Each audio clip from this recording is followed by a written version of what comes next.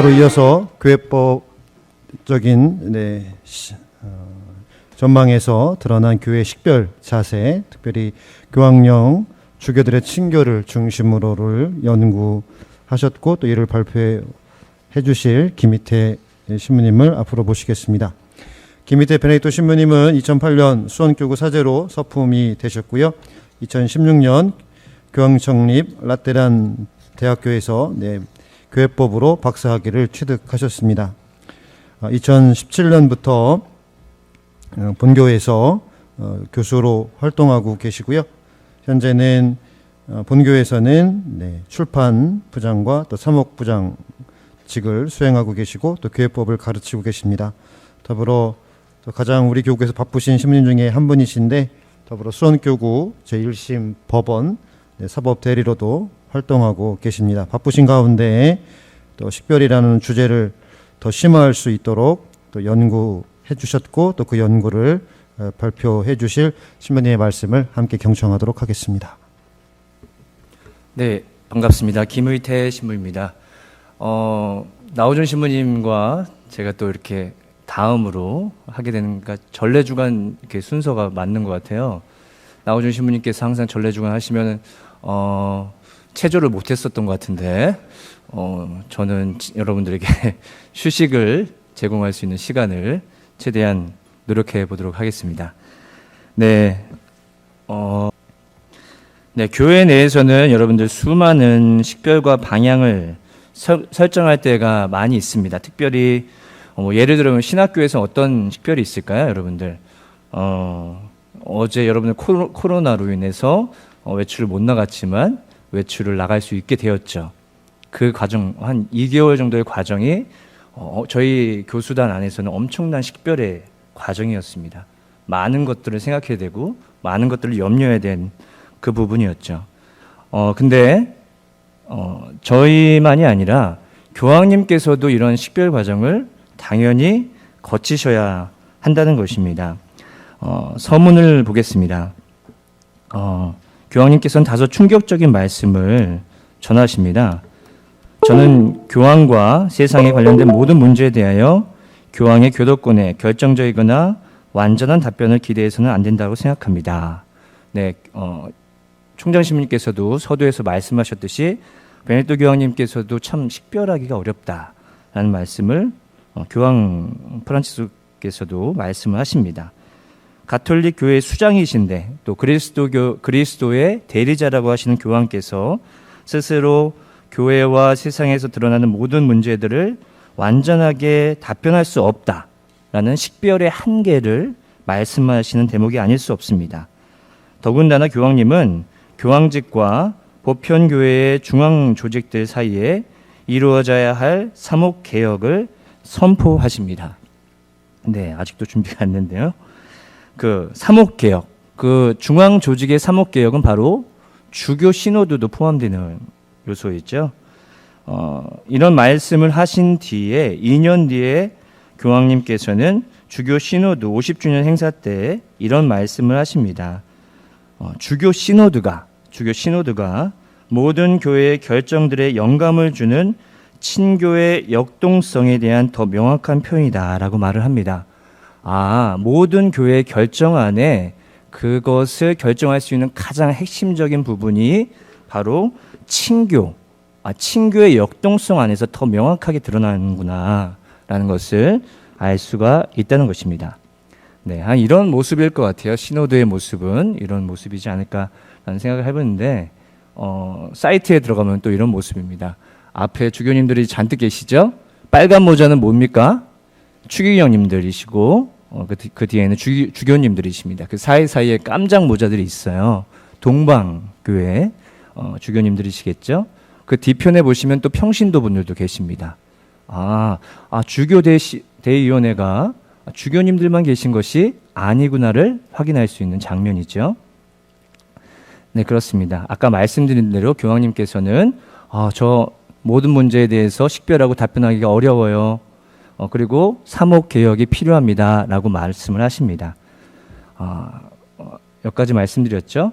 그래서 그 친교의 역동성에 대한 더 명확한 표현, 그 표현이 왜 이렇게 말씀을 하셨을까?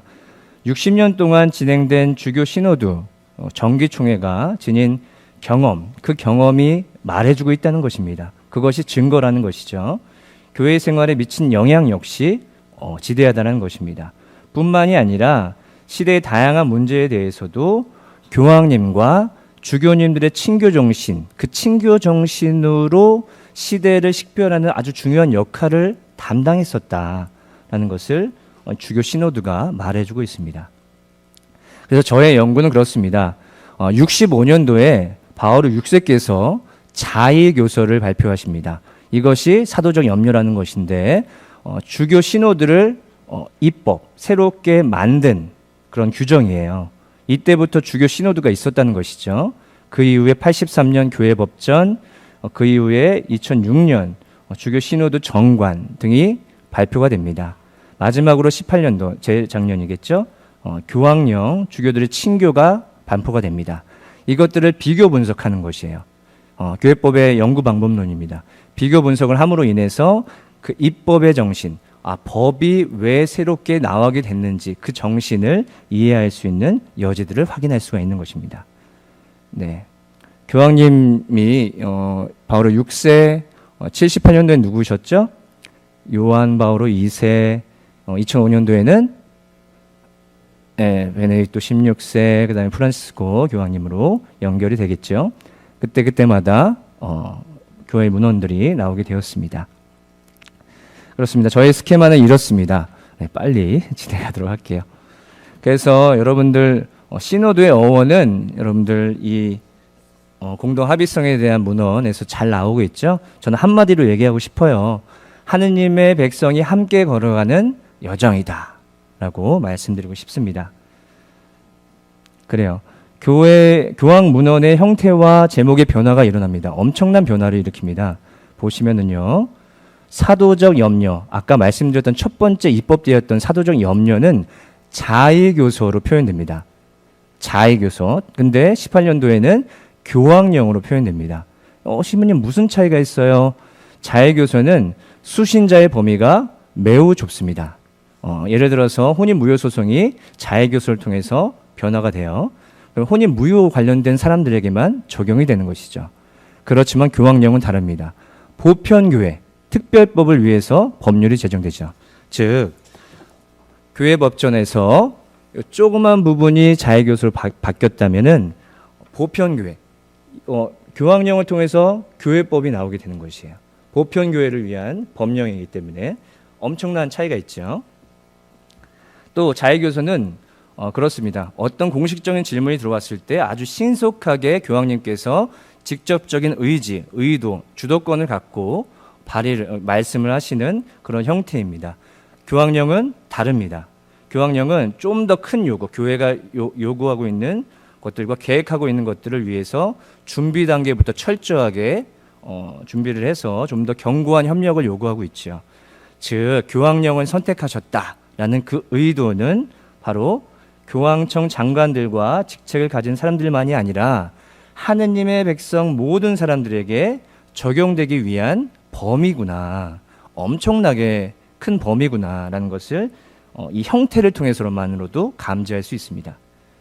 또 제목을 보시면 알 수 있습니다. 제목은 보통 교황 문헌들은 앞글자 두세 글자를 따요. 복음의 기쁨, 에반젤리, 가우디움 뭐 이런 다 앞글자들입니다. 문헌의 앞글자들이에요. 그 자의교서 역시 사도적 염려 역시 앞글자를 따십니다. 근데 교황령, 주교들의 친교는 앞글자를 따지 않습니다. 네. 의도가 있다는 것이죠. 어떤 의도가 있으신가 보도록 하겠습니다. 바로 주교들의 친교를 강조하기 위한 것인데, 친교가 무엇이냐? 로마 주교를 포함한 모든 주교들의 일치, 연대, 그리고 책임의 관계를 친교로 표현하십니다. 그래서 그 일치된 주교들의 단체성, 그 단체성에 갖는 힘이 있기 때문에 주교 시노드는 교회 생활에 영향을 미치는 다양한 문제들에 대하여 확고한 판단을 내릴 수가 있습니다. 그 판단 안에서 아주 긍정적인 열매를 맺어왔었다. 그래서 주교 시노드는 주교들의 친교를 강화하는 소중한 수단인 동시에 친교에 대한 특별하고 강한 체험을 더욱더 증가하고 증언하고 있는 것이죠. 네, 페이지 98페이지 보시면 되겠습니다. 네, 주교 시노드의 목적입니다. 네, 사도적 염려와 교회법전 표현은 그 목적에 대해서 표현은 거의 비슷합니다. 어떤 내용이냐? 주교 시노드는 교황과 전 세계 주교들 사이에 밀접한 일치와 협력을 증진하는 역할, 동시에 교회와 세상에 직면하고 있는 문제들에 대해 직접적이고 정확한 정보를 제공하면서 교황을 돕는 자문 역할을 한다라고 표현하고 있습니다. 여기서 주교들의 친교는 또 다른 특별한 표현과 목적을 드러냅니다.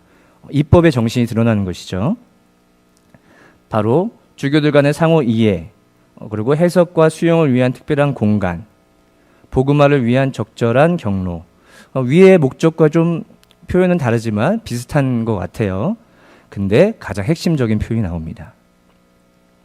또 다른 목적, 바로 하느님의 백성의 목소리에 귀 기울이는 특권적인 도구가 되어야 한다. 네, 99페이지죠. 시노드 교보들을 위하여 우리는 무엇보다도 성령께 경청의 선물을 청한다. 하느님과 함께 백성의 부르짖음을 들을 수 있을 때까지 하느님께 귀 기울이는 경청, 하느님 뜻 안에서 숨 쉴 수 있을 때까지 백성에게 귀 기울이는 경청을 청합니다.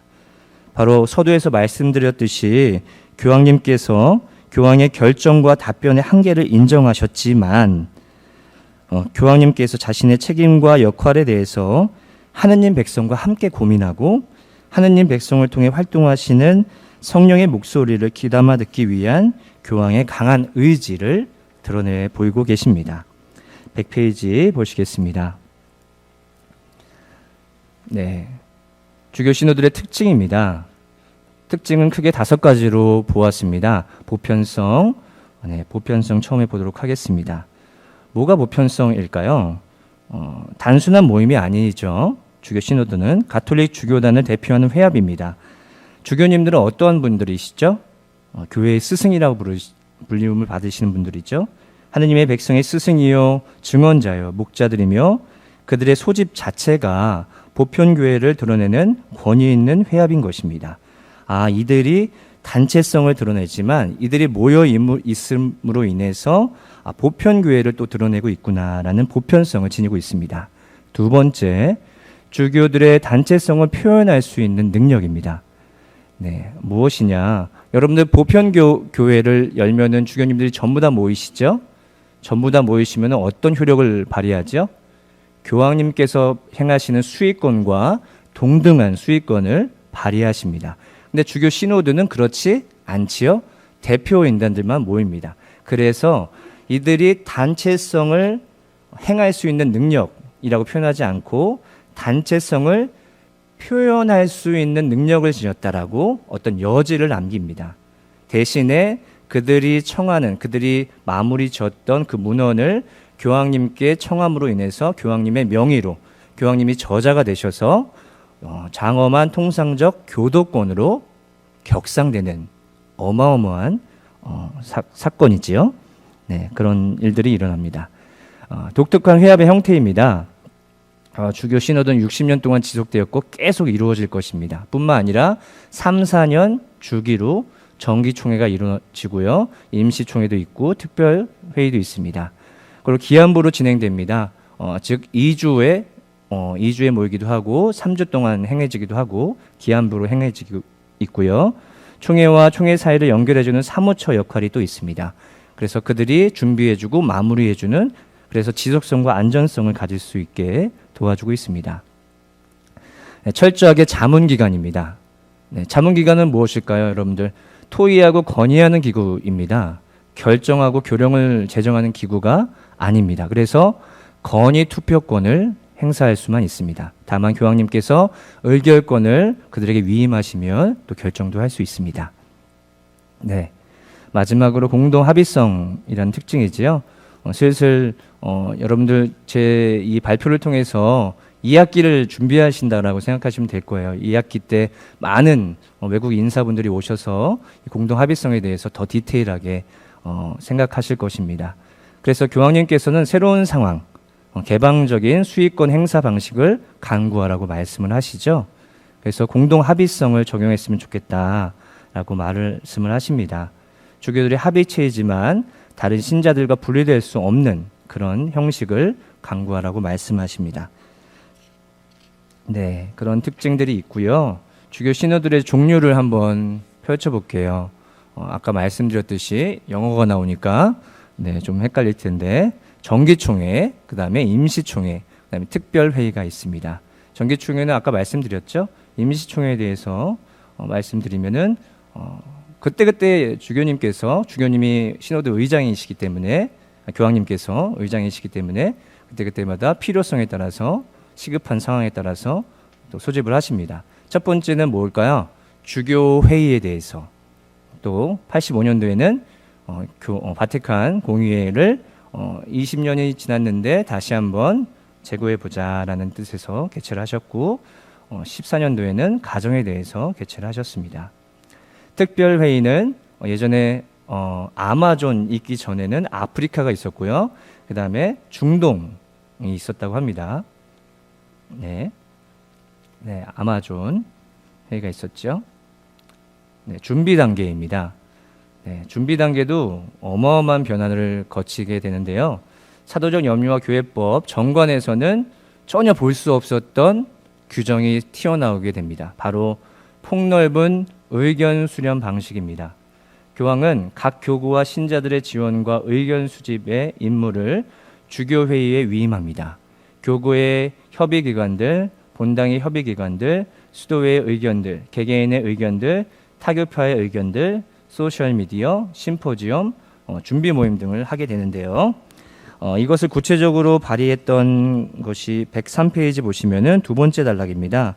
2018년에 개최되었던 정기총회, 바로 청소년 젊은이들을 위한 시노드였는데요. 거기서 여러 가지 소셜미디어, 설문조사, 그리고 인터넷 접속, 의견들, 또 준비 모임들 등등을 개최하였다는 것을 알 수 있습니다. 근데 저희 논문 세미나에서도 이런 의견들을 했었죠.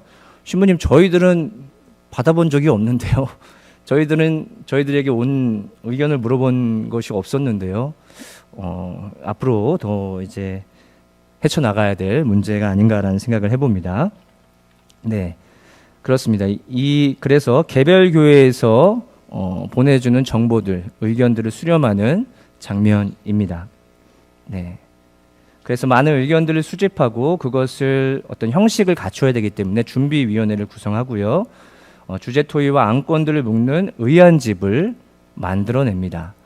그 의안집을 통해서 이제 정기총회 안에서 이 의안집 가지고 대의원들 그리고 평신도들이 함께 토의를 하는 것이죠. 총회 전 4, 5개월 전에 출판을 합니다. 즉 대의원들만 보는 것이 아닙니다. 모든 사람들이 그 의안집을 공유할 수 있도록 하기 위함입니다. 이것들은 다 사무처에서 역할들을 하겠죠. 네, 중요한 거행 단계입니다. 거행 단계는 과거에는 대의원들, 주교님들만 참석을 하실 수 있었던 회의였어요. 그렇지만 교황님께서는 바꾸십니다. 다양한 방법으로 평신도들의 참여를 열어주십니다. 문서 작성을 위한 전문위원들, 의제와 관련된 참관인들, 타교파 공동체 대표들, 교황의 권위를 인정받아 지명된 특별 초청 참가자들까지. 네. 그래서 평신도들이 이렇게 참석을 하시고요. 한국 주교님들 2018년도에 가셨는데 유흥식 주교님 대전 교구시죠. 조기만 주교님 원주교구, 정순태 주교님 서울교구 이렇게 세 분이 참석하셨고요. 전문위원들 22명, 여기서 전문위원들은 다 평신도입니다. 참관인도 50명 들어가시고요. 그중에 권미나 수녀님, 우리 한국의 권미나 수녀님께서 가셨다고 합니다. 대구 가톨릭 의과대학 학생 담당이셨다고 하고요. 시노드 평의회 의원도 58명, 타교파 5명, 특별 초청 인사가 아주 흥미로운데요. 떼제 공동체 원장님께서 참석하셨다고 합니다. 아주 다양한 인사들의 의견과 토의를 이끌어내기 위한 교황님의 의도라고 볼 수 있겠죠. 이 교황령의 독특한 점이라고 보면은 아주 상세한 회의 절차와 안건 토의 방식이 있습니다. 그 전에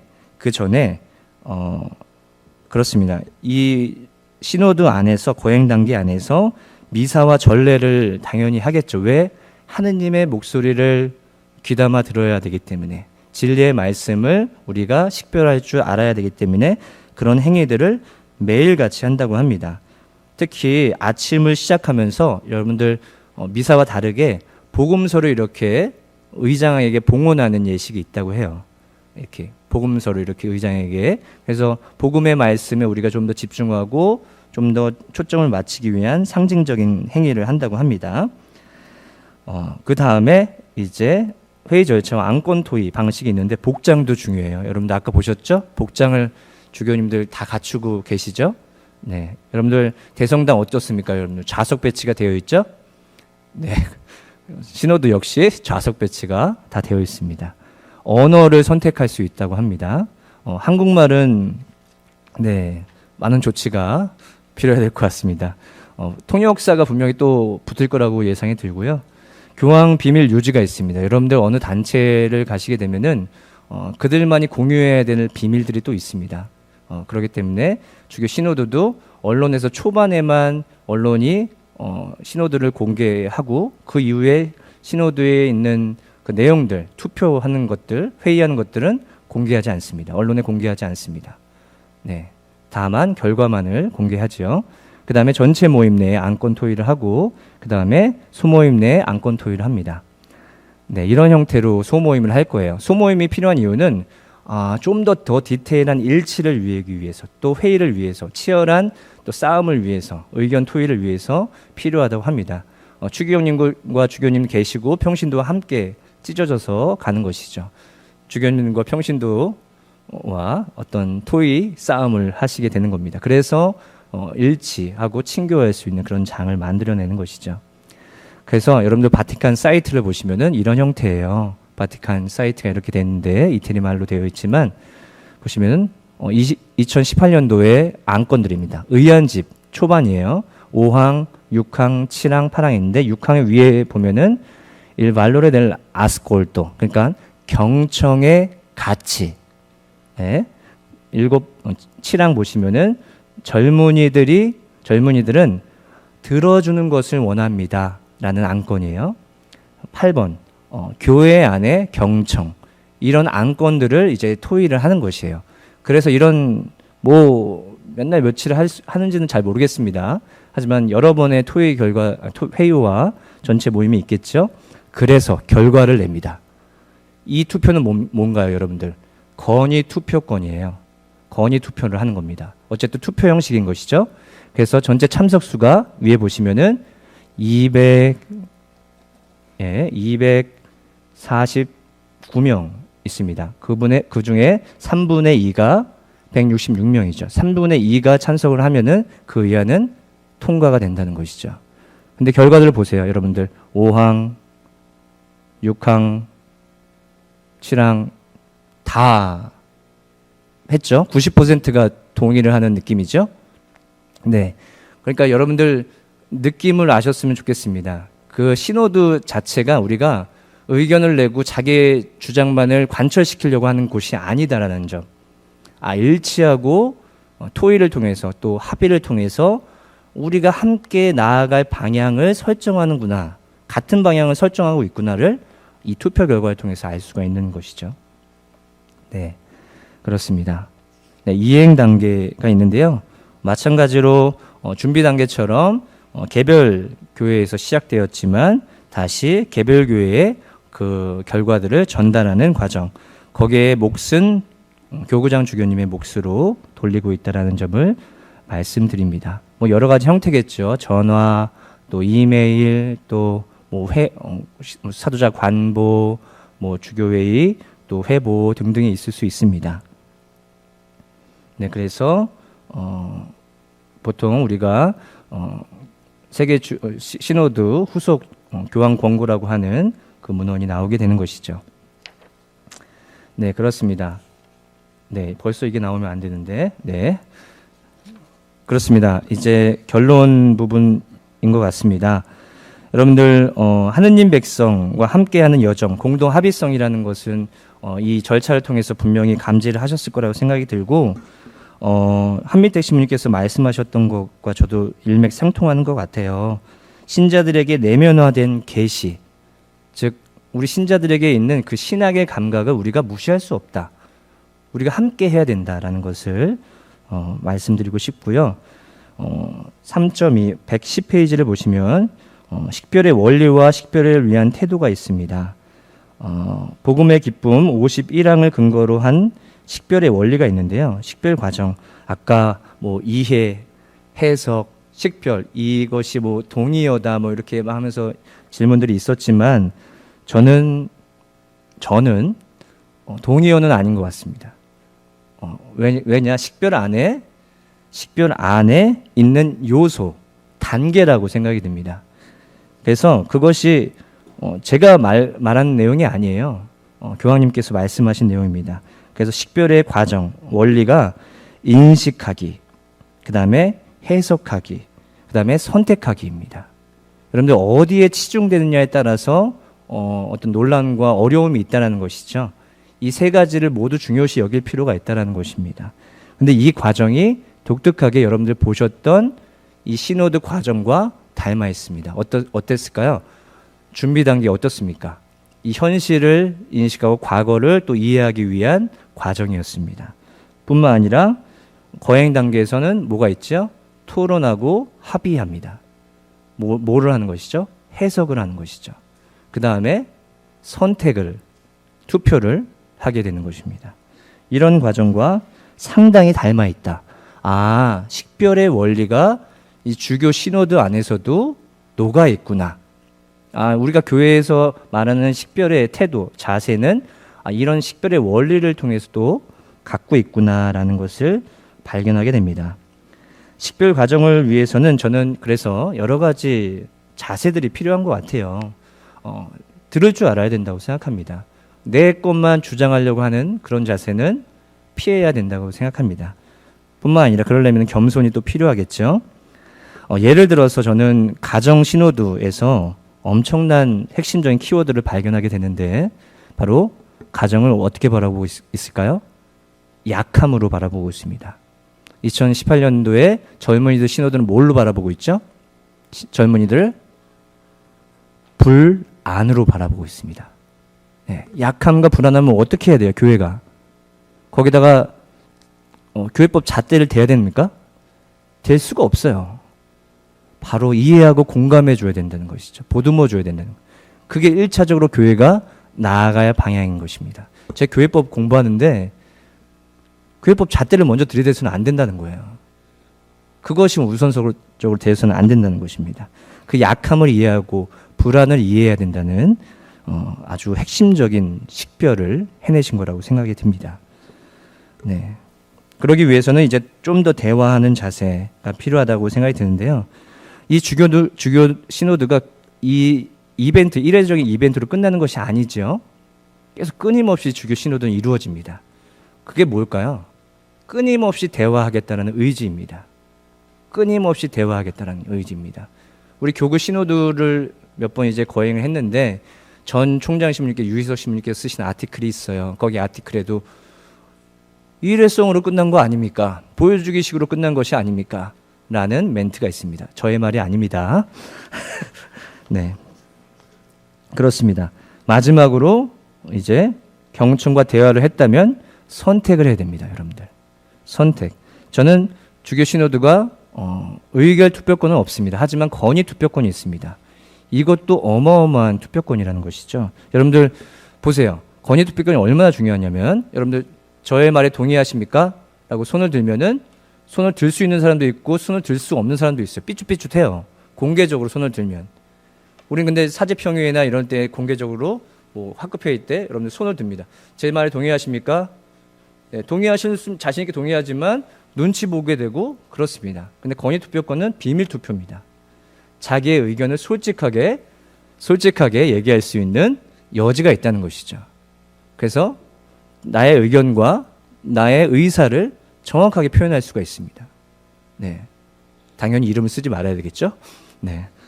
그런 장점이 있다는 것을 우리가 활용하지 못하고 있는 것은 아닌가라는 생각을 해봅니다. 세 번째입니다. 민주주의에 대한 우려입니다. 공동합의성이 마치 민주주의와 같은 것이 아닌가라는 생각을 하죠. 당연히 우리가 천주교를 믿고 있기 때문에 교회법을 따르고 있고 또 대한민국 국가이기 때문에 사회법을 따르고 있습니다. 당연히 사회법과 교회법은 충돌하게 되어 있을 수밖에 없습니다. 특히 민주주의의 꽃은 선거입니다. 결정을 해야 되는 것이죠. 지도자를 선택해야 됩니다. 근데 거기서 어떻습니까? 여러분들의 의사가 정확하게 반영이 되죠. 네. 그렇기 때문에 교회로 생각해 봤을 때 우리는 결정할 수 있는 권한이 없습니까? 라고 반문할 수 있습니다. 민주주의가 아니기 때문에. 그렇지만 여기서 오해할 수 있는 함정이 있다는 것이죠. 이 공동합의성에서 잘 나오고 있습니다. 민주주의에 대한 우리 오해. 바로 의결투표권과 건의투표권이 갖는 가치에 대해서 우리가 평가절하해서는 안 된다. 네, 그것이 모두 다 가치가 있는 행위이다. 그리고 투표권에는 우위성을 가져서는 안 된다라는 말씀을 하고 계십니다. 과거 직무사제직과 보편사제직이 가졌던 논란과 마찬가지라고 많이 닮아 있다라고 생각이 듭니다. 바로 자문, 이 자문이라는 것은 교회법에도 설정이 되어 있어요.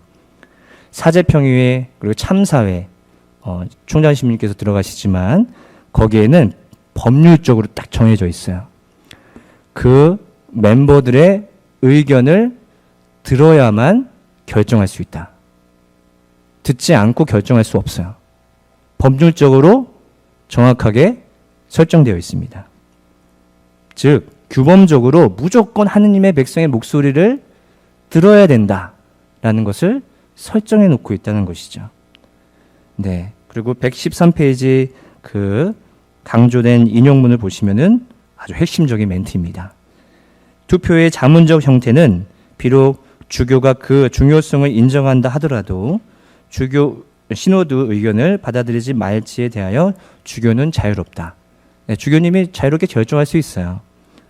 다른 한편 주교는 그것이 교회적, 규범적 혹은 전례적으로 중대한 동기가 아니라면은 투표로 표현된 의견들을 거절하지 못한다.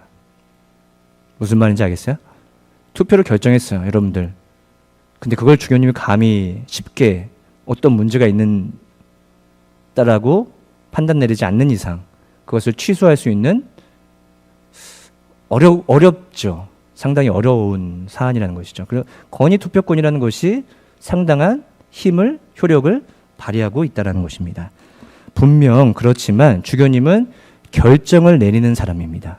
결정을 내리는 역할을 수행하고 하느님의 백성은 그 결정을 내리도록 도와드리는 것인데 그 결정에 도달하는 과정을 동참하고 있는 것이죠. 이것이 분리된 것이 아니라는 것이에요. 하느님께서 예수님과 분리되어 있지 않듯이 삼위일체 하느님 또 친교를 말하고 있죠. 이것이 다 주교님들의 친교, 평신도들의 친교, 우리 하느님의 백성의 친교라는 교회적인 내용도 들어가 있는 것입니다. 바로 모두가 일치와 합의를 이룰 때 그 식별 과정에서 큰 열매를 맺을 수 있다는 것입니다. 각자의 고유한 신분이 절대로 무시되어서는 안 되는 것이고 자문의 가치가 폄하되거나 평가절하되어서는 안 된다는 것입니다. 네, 여러분들 민주주의를 보세요. 민주주의 지닌 위험성 114페이지입니다. 올바른 소수의 의견이 배척당하는 경우가 있습니다. 다수의 이익만을 추구하는 다수결 원칙 때문에 보편적 가치와 윤리적 기준보다 다수의 의견에 침몰할 수밖에 없는 일명 다수의 횡포가 있을 수 있습니다. 또 자유의 양면성이 있지요. 표현의 자유를 할 수 있지만 저널리스트들의 자극적이고 비윤리적인 내용들, 허위 사실이 난무한 기사들, 이런 것들, 다른 이들의 의견을 경청하기보다는 자기 의견만 견지하려는 문화와 사회, 그래서 내 말만 맞다, 내가 진리다 라는 것을 가져서는 안 된다는 것이죠. 그렇게 우기는 사회가 아니라 이 주교 신호들에서 우리가 배울 수 있는 여지는 자기 의견이 바뀔 수 있다는 가능성, 내 것을 끊임없이 주장할 근거가 있으면 되겠지만 그것을 우리가 언제든지 설득당할 수 있는 것이잖아요. 그 설득당할 수 있는 전제가 필요한 사회가 아닌가라는 생각을 민주주의를 통해서 배우게 된다고 생각합니다. 마지막으로 신학교에 오신 이유도 어찌 보면 이 사제성소, 인생을 거시는 과정이지요. 그 안에서 이제 우리 주교님들 또 목자님들께서 최소한 우리들에게 그 목숨을 거는 그 뭔가의 납득은 필요하지 않을까라는 생각이 듭니다. 모든 결정에 있어서 공동 합의, 공동 책임을 가질 수 있는 여지가 있었으면 좋겠습니다. 감사합니다.